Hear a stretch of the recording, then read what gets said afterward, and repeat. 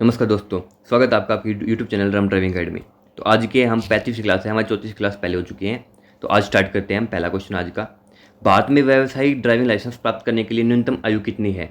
तो व्यावसायिक जो हमारा कॉमर्शियल जो आपका ड्राइविंग लाइसेंस होता है उसकी 20 वर्ष होती है आपकी मिनिमम आयु।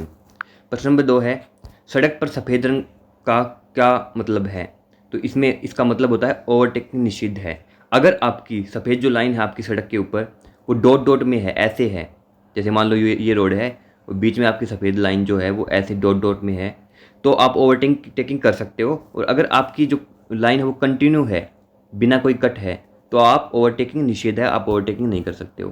प्रश्न नंबर 3 है, लाल ट्रैफिक लाइट क्या दर्शाती है? तो लाल ट्रैफिक लाइट बताती है कि रुकना है हमें, स्टॉपेज है वहाँ पे, स्टॉप। आगे है, ग्रीन लाइट का मतलब होता है कि चल पड़ना है, हमें चल देना है। और येलो का मतलब है कि अभी रुकना है, अभी आपकी जो लाइट है वो चेंज होगी। प्रश्न नंबर 4 है, वाहन में अल्टरनेटर का क्या कार्य है? अल्टरनेटर हमारा बिजली उत्पन्न करता है, बिजली बनाता है। प्रश्न नंबर 5 है, इंजन घर्षण को कम करने के लिए कौन सा घटक जिम्मेदार है? तो जो आपकी जो स्नेह का तेल होता है, आपका जो लुब्रिकेशन ऑयल होता है, लुब्रिकेशन ऑयल हमारे फ्रिक्शन घर्षण को कम करता है। प्रश्न नंबर 6 है, वाहनों में एबीएस का उद्देश्य क्या है? तो पहियों को लॉक होने से बचाता है हमारा ABS system, anti lock braking system. प्रश्न नंबर 7 है, खड़ी ढलान पर चढ़ते समय आपको किस गियर में गाड़ी चलानी चाहिए? तो आपकी लो गियर होने चाहिए, क्योंकि जो लो गियर आपका होता है उसमें आपकी स्पीड कम होती है और टॉर्क जो है आपका वो आपका हाई होता है, इसलिए आपको लो गियर में ही आपकी गाड़ी चलानी चाहिए। प्रश्न नंबर 8 है, भारत में बिना सीट बेल्ट की गाड़ी चलाने पर कितना जुर्माना है? तो 1000 रुपये आपका जुर्माना होता है अगर आपने सीट बेल्ट नहीं पहनी तो। प्रश्न नंबर 9 है, पीला बॉक्स जंक्शन क्या दर्शाता है? तो बॉक्स के अंदर कोई रोक नहीं है, वो इसमें हमको बताता है। प्रश्न नंबर 10 है, भारी वाहनों में किस प्रकार की ब्रेकिंग प्रणाली का उपयोग किया जाता है? तो उसमें एयर ब्रेक्स होते हैं, आपके एयर ब्रेक सिस्टम आपका होता है आपके ट्रक बस वगैरह में। प्रश्न नंबर 11 है, वाहन में कैटालिक कन्वर्टर का क्या उद्देश्य है? तो उत्सर्जन को कम करना, मतलब पोल्यूशन को कम करना कैटालिक कन्वर्टर का कार्य होता है। और ये जो आपका होता है कार्बन मोनोऑक्साइड जो आपकी गैस होती है, मोनोऑक्साइड, तो इसी के उत्सर्जन को कम करता है। प्रश्न नंबर 12 है, टूटी पीली लाइन क्या दर्शाती है? कि ओवरटेकिंग की अनुमति है।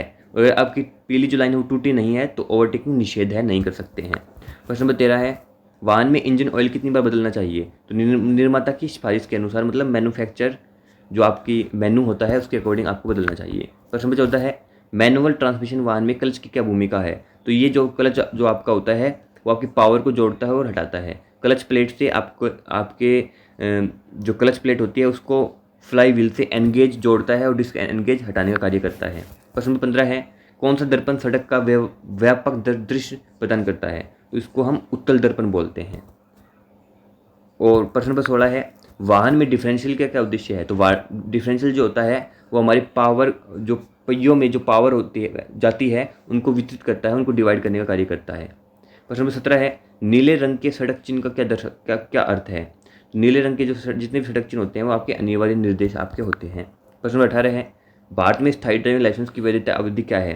तो 20 वर्ष आपकी स्थायी ड्राइविंग लाइसेंस की वैधता होती है और 50 वर्ष की आयु तक, 40 वर्ष की आयु तक आपकी ये होती है। उसके बाद में आपकी ये और बढ़ जाती है, इसमें 40 आएगा, 50 नहीं आएगा। और इसके बाद में आप ये रिन्यू हो जाता है। इसके बाद में प्रश्न नंबर 19 है, आरटीओ क्या अर्थ है? आरटीओ आपका होता है क्षेत्रीय परिवहन कार्यालय, जिसे हम इंग्लिश में रीजनल ट्रांसपोर्ट ऑफिस बोलते हैं।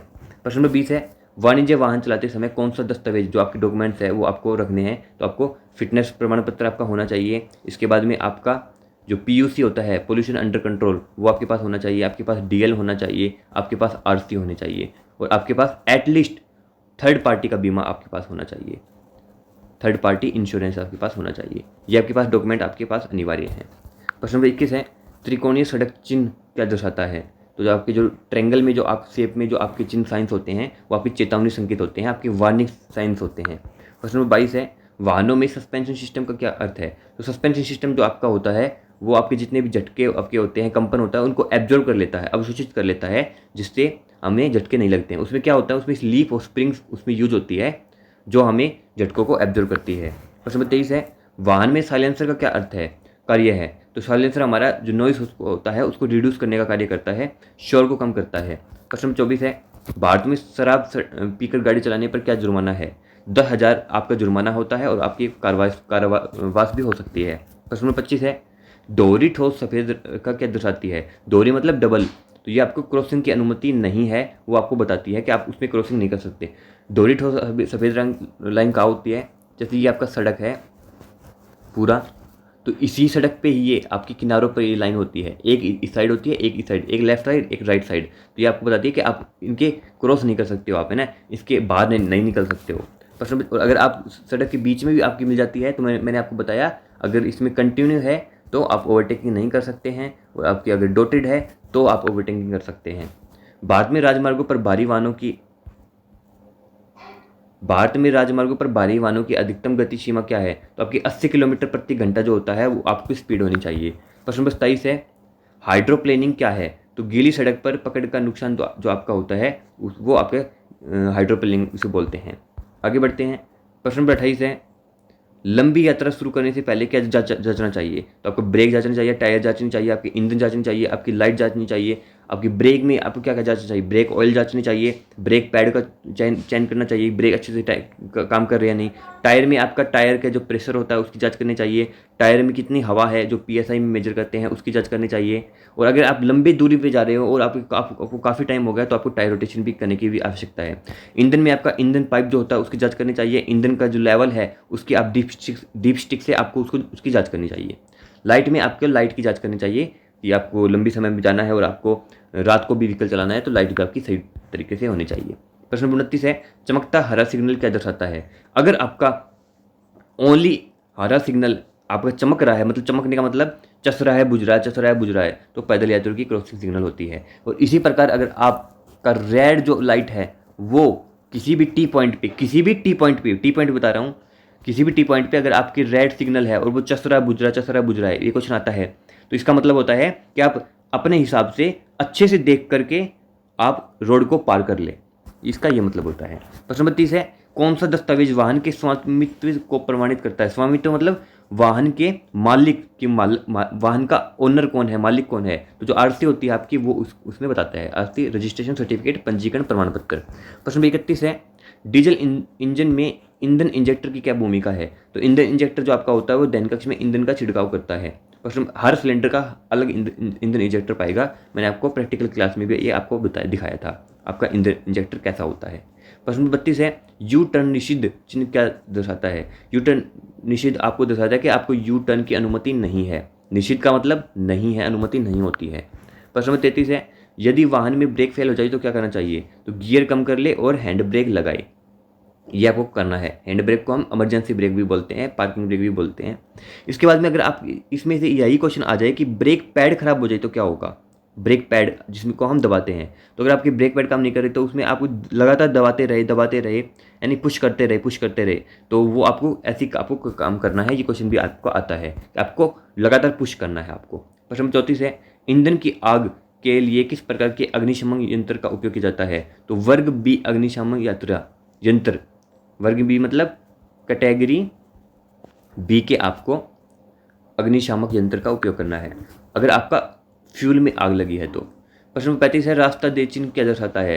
तो अन्य वाहनों को रास्ता देना आपको चाहिए। प्रश्न नंबर 36 है, हाईवे पर टायर फटने पर मुख्य कारण क्या है? तो टायर में अधिक हवा भरना और तेज गति से वाहन को चलाना हाईवे पर टायर फटने का मुख्य कारण होता है।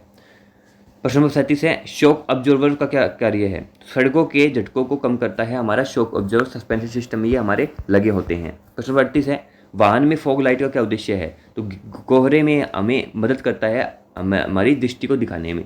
प्रश्न नंबर 39 है, ढलान पर गाड़ी पार्क करने का सही तरीका क्या है?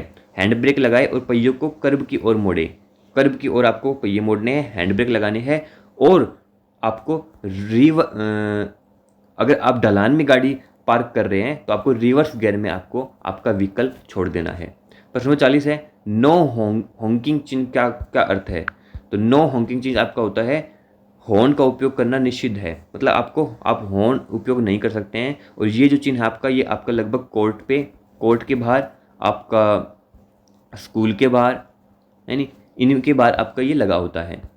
और आपका जो को भी अगर मृत्यु वगैरह हो जाती है किसी की तो उस स्थान पर भी आपको हॉर्न बजाने की परमिशन नहीं होती है। प्रश्न नंबर 41 है, एका प्लानिंग क्या है? तो सड़क पर पानी की परत के कारण नियंत्रित होना ही उसे हम एकप्लानिंग बोलते हैं। प्रश्न नंबर 42 है, वाहन में हैंड ब्रेक का क्या कार्य है? तो वाहन को स्थिर रखना, एक जगह रखना ही हमारे हैंड ब्रेक का कार्य होता है।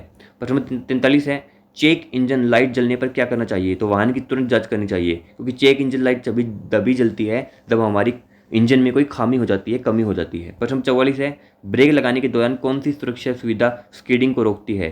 तो आपकी जो स्कीडिंग जो होती है, स्कीडिंग किसे कहते हैं कि आपकी जो टायर्स हैं वो लॉक हो जाते हैं, तो उसको हम ABS जो होती है, ABS रोकती है, एंटी लॉक ब्रेकिंग सिस्टम होता है। ये जब हम ब्रेक लगाते हैं तो पहियों को लॉक होने से बचाता है, लॉक नहीं होने देता है। प्रश्न नंबर 45 है, हाई बीम हेडलाइट का प्राथमिक उपयोग क्या है? तो कम दृश्यता वाले क्षेत्रों में रात में ड्राइविंग करना हम हेडलाइट का उपयोग करते हैं, हाई बीम हेडलाइट का।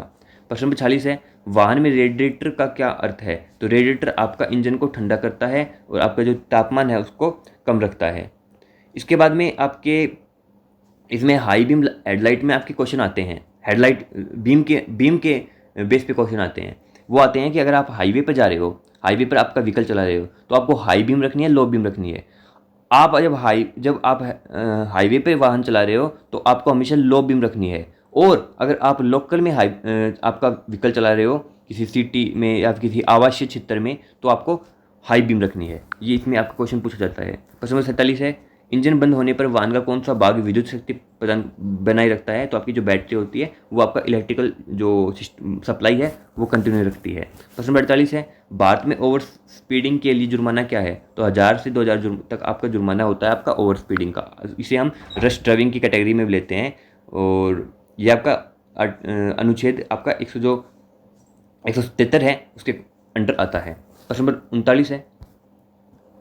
49 है, यदि कोई वाहन गीली सड़क पर फिसल जाए तो क्या करना चाहिए? तो फिसलने की दिशा में वाहन को चलाने चाहिए। जैसे कि आपको मान लिया आप व्हीकल है, और अगर आपका व्हीकल इस साइड फिसल रहा है तो आपको इसी साइड आपको आपका हैंडल जो है वो मोड़ देना है। अगर आपका इस साइड फिसल रहा है तो आप इसी साइड आपको हैंडल मोड़ देना है। ये आपको करना होता है अगर आपका वाहन फिसल रहा है तो। प्रश्न नंबर 50 है, आज का लास्ट क्वेश्चन है, खड़ी ढलान का संकेत किस बात की चेतावनी देता है? ये बताता है कि आगे ढलान वाली सड़क है, तो कृपया आपको सावधानी बरतनी चाहिए। आपके छोटे घेरे में आपको व्हीकल जो वाहन है वो चलाना चाहिए। तो ये तो आज के 50 क्वेश्चन। तो मिलते हैं अगली क्लास में। जय हिंद।